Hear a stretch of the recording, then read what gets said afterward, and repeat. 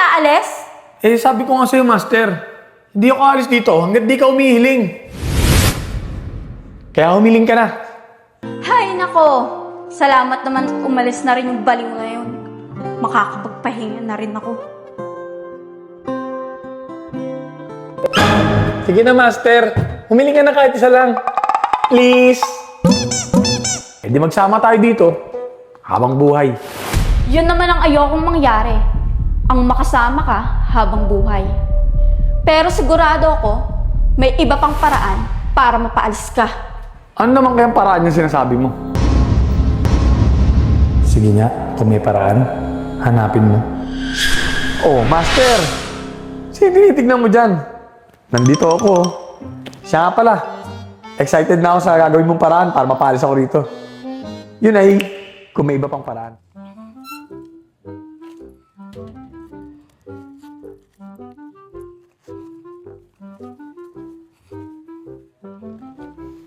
Negro, saan ba bila ng gulay dito? Kanina pa tayo naglalakad, parang ang layo naman. Sid, ayun lang oh, malapit na tayo. Sige, magluluto pa ako eh. Ito Kuya Sid oh, tara. Ah, ito. Pwede na katatanig. Nay, magkano po dito sa talong? Ano, Master? Nangarap ka na ba ng paraan para mapaalis ako? Ano ba? Hanggang dito ba naman sinusundan mo ako? Pwede bang lubayan mo ako? Sino kausap nun? Negro, sino kausap nun? Hindi ko alam dyan. Gusto ko lang malaman, Master. Kung may naisip ka ng paraan para mapaalis ako. Pwede ba? Kahit ngayon lang, layuan mo ako. Naiirita ako sa mukha mo eh. Ate, sino kausap mo dyan? Sino pa? Ito, itong baliw na to. Noong nakaraan pa ako sinusundan yan eh. Ate, sino? Eh wala ka namang kausap dyan oh. Oo nga ate, kanina ka pa salita ng salita dyan. Wala namang tao dyan. Siya nga pala, Master. Nakalimutan ko sabihin sa'yo na isa yan sa kapangyarihan ko. Na ikaw lang pwede makakita sa akin kapag ginusto ko. Nakakaasar ka talaga. Bakit ngayon mo lang sinabi? Nagmukha tuloy akong baliw dito na nagsasalita mag-isa. Tara nga dito, mag-usap tayo. Negro, baliw na ata ayun oh. Ate, ito lang po bibiling ko. Pakilo na lang po. Master, ano ba pag-uusapan natin? Hihiling ka na ba? Hindi. Basta, sumunod ka sa akin. May mga itatanong lang ako sa'yo.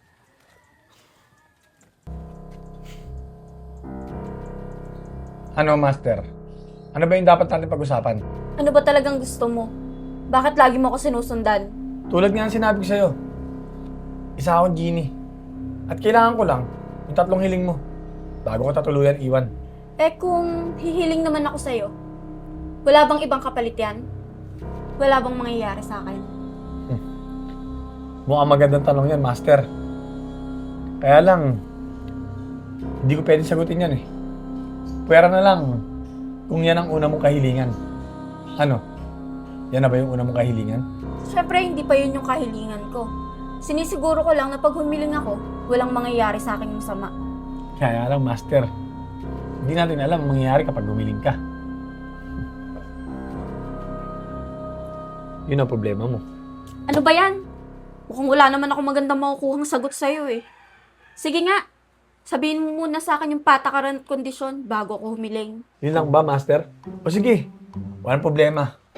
Unang patakaran, bawal kang bumalik sa nakaraan. Pangalawa, bawal ka pumunta sa inaharap. At pangatlo, higit sa lahat, hindi ako bumubuhay na patay. Bukod doon, lahat pwede na. Sige, tatandaan ko yan. Pero, pwede bang pag-isipan ko muna kung ano yung hihilingin ko? Sige, Master. Walang problema. Maghihintay ako kahit gaano pa katagal. Basta importante, makuha ko yung 3 kahilingan mo. Kasi sa totoo lang, ayoko na rin naman dito eh. Kasi bukod sa masungit ka, napakatagal mo pa humiling. Eh, ikaw tong pumasok-pasok sa buhay ko eh. Tapos magre-reklamo ka? Magtiis ka! Hintayin mo akong humiling. Master, biro lang. Hindi ka naman mabiro eh.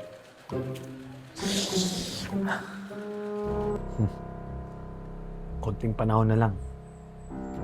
Makukuha ko na rin ng kahilingan niya. Di na ako makapagantay.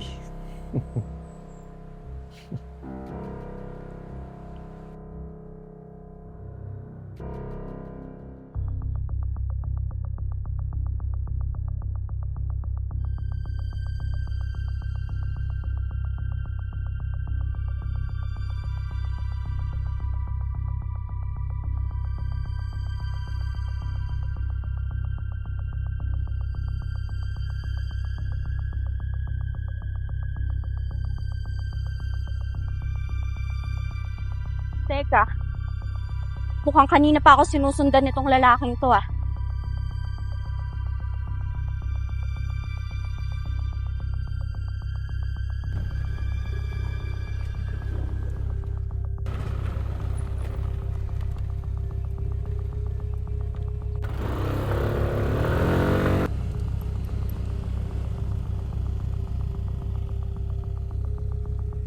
Ba, mukhang wala na.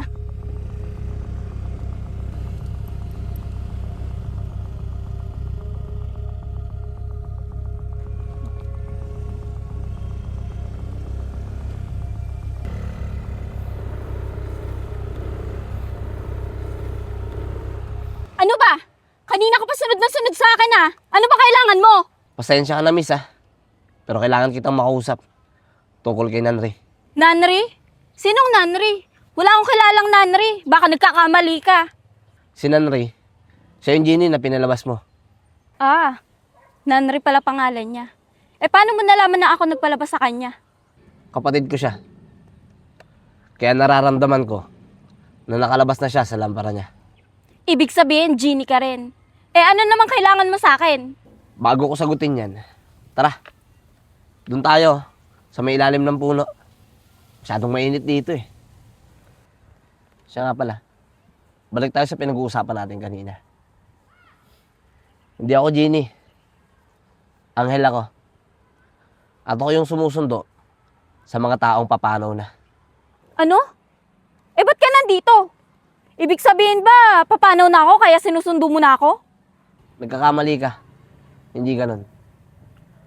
Kaya ako nandito para gabayan ka sa tatlong kahilingan mo kay Nanri. Ano? Pati ba naman kahilingan ko kailangan ng gabay? Bakit? May magiging problema ba? Oo. May magiging problema. At mas malaking problema pa. Lalo sa tao na nagpalaya kay Nanri. At ikaw yun. At sa oras na humiling ka, alin man dun sa tatlong kahilingan mo ang may pansariling interes, buhay mo magiging kapalit. Tatapusin ka niya. Ganun kasama si Nanri.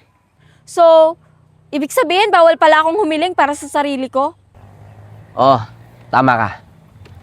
Dahil karamihan sa mga tao, gahaman at sakim, humihiling lang ng para sa sarili nila. At doon papasok si Nanri. Sinasamantala niya ang pagkakataon na humiling ang mga tao ng pansarili lang. Nang sa ganon, makuha niya ang mga buhay nito. Ah, yun pala yung patakaran. Kaya ayaw niyang sabihin sa akin. Tuso talaga yung Nanri na yan eh. Buti na lang, di pa talaga ako humihiling. Oo, tama ka. Tuso talaga yung Nanri na yan. At hindi siya aalis hanggat hindi ka humihiling. Kaya mag-iingat ka. Dahil lahat ng naging master niya, binawian niya ng buhay. Huwag kang mag-alala. Hindi naman ako takot mamatay eh. Pero, may paraan ba para matigil na yung mga ginagawa niya? Oo, meron. Kapag nagawa mo, napaluhurin si Nanri sa harap mo, pwede mo na siyang tapusin. At hindi na siya makakabalik sa mundong to. Kaya lang, hindi ganun kadali yun. Dahil si Nanri, mataas ang pride niyan. Hindi yan basta yumuyoko sa mga taong ginawa ng Diyos. At meron pa palang isa. Kapag nagkataon na nakahiling ka ng pansarili lang, at hindi ka niya tinapos sa loob ng isang araw, mababaliktad ang sitwasyon. Siya ang mamamatay. At paalala ko lang sa'yo, ang paghiling kay Nanri, mayroon ding palugit. Kapag ka hindi ka humiling sa kanya sa loob ng isang buwan, tatapusin ka niya. Kasama na rin ang mga mahal mo sa buhay. At yun ang pinakamasakit na mangyayari sa'yo. Kaya kung ako sa'yo, pag-isipan mo mabuti ang bawat hiling mo. Kung tuso siya, mas tuso ako sa kanya. Makikipaglaro ako sa kanya. At tingnan natin kung sino ang mamamatay sa aming dalawa. Mag-iingat ka. Dahil ayoko na ako pa sumundo sa'yo. Oo, mag-iingat ako. Pero, teka, di ba kapatid mo siya? Pero bakit parang gusto mo siyang mawala sa mundo? Oo, kapatid ko si Nanri. Pero masama siya. Maraming inosenteng tao ang pinatay niya. At kung bakit gusto kong mawala siya, dahil para matigil na rin ang lahat ng kasamaan niya. Eh, kung gano'n naman pala, bakit hindi ikaw ang gumawa? Hindi ko siya kaya. Masyado siyang malakas. At tanging master niya lang ang may kakayahan para tapusin ang buhay niya.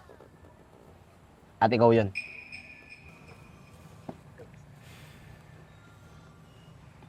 O paano? Mukhang nasabi ko naman na sa'yo lahat ng dapat kong sabihin eh. Alis na ako.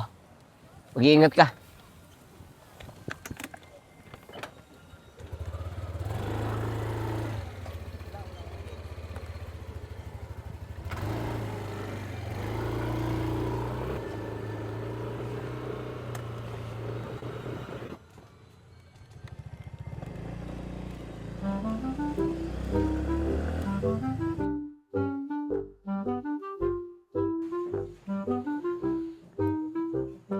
Aba, himala ah.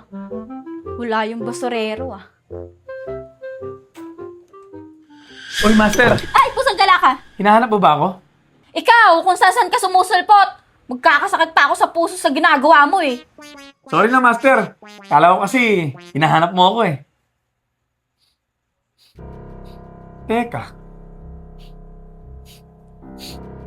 Master, nagkita ba kayo ni Enad? Sinong Enad? Anong pinagsasabi mo?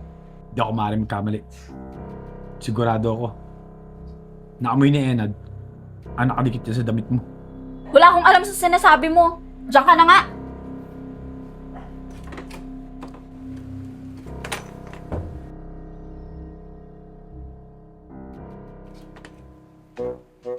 Siya nga pala.